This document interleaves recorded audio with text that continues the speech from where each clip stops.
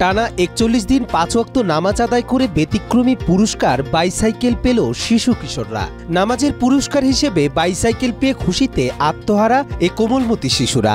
৫ ওয়াক্ত নামাজ পড়েছি ৪১ দিন। সাইকেল পেয়ে আমার অনেক ভালো লাগছে। নামাজের প্রতি আগ্রহ বাড়াতে এমন ব্যতিক্রমধর্মী অনুষ্ঠানের আয়োজন করেছে মৌলভীবাজার জেলার জুড়ি উপজেলার উত্তর জাহাঙ্গীরায় ইসলামী সমাজ কল্যাণ ও শিশু কিশোর পরিষদ। জানা যায়, জামাতের সাথে টানা ৪১ দিন নামাজ আদায় করার প্রতিযোগিতায় অংশ নেয় গ্রামের শতাধিক শিশু ও কিশোররা। প্রথমে পুরস্কারের আশায় প্রতিদিন ফজর থেকে এশারের নামাজ মসজিদে এসে পড়লেও বর্তমানে শিশু কিশোররা প্রকৃত নামাজি হয়ে উঠেছে।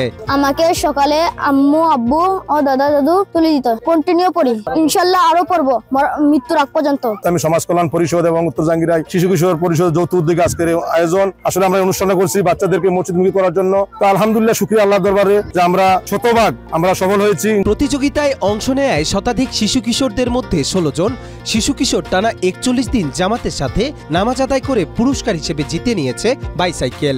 এছাড়া বাকিদেরও পুরস্কার হিসেবে স্কুল ব্যাগ, ইসলামিক বই, খাতা, মেয়েদের হিজাব ও ক্রেস্ট প্রদান করা হয়। আমি ৫ ওয়াক্ত নামাজ পড়ে ব্যাগ পাইছি, ভালো লাগছে।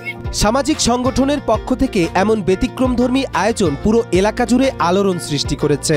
সমাজের সচেতন মহলের দাবি, সমাজ ও দেশ বিনির্মাণে এগিয়ে আসুক এমন হাজারো প্রতিষ্ঠান।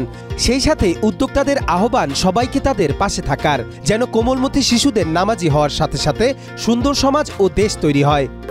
ঐতিহ্যবাহী উত্তর জাহাঙ্গীরায় শিশু কিশোর পরিষদ এবং ইসলামিক সমাজ কল্যাণ পরিষদের উদ্যোগে আজকে এই ৪১ দিন জামাতে নামাজ পড়ে যারা সাইকেল জিতে নিয়েছেন, তো আমি আশা করব এভাবে যদি সমাজ বিনির্মাণে এবং দেশ বিনির্মাণে আপনারা এই ধরনের উদ্যোগ নেন, তাহলে আমাদের দেশ গড়ার কাজে সহযোগিতা হবে।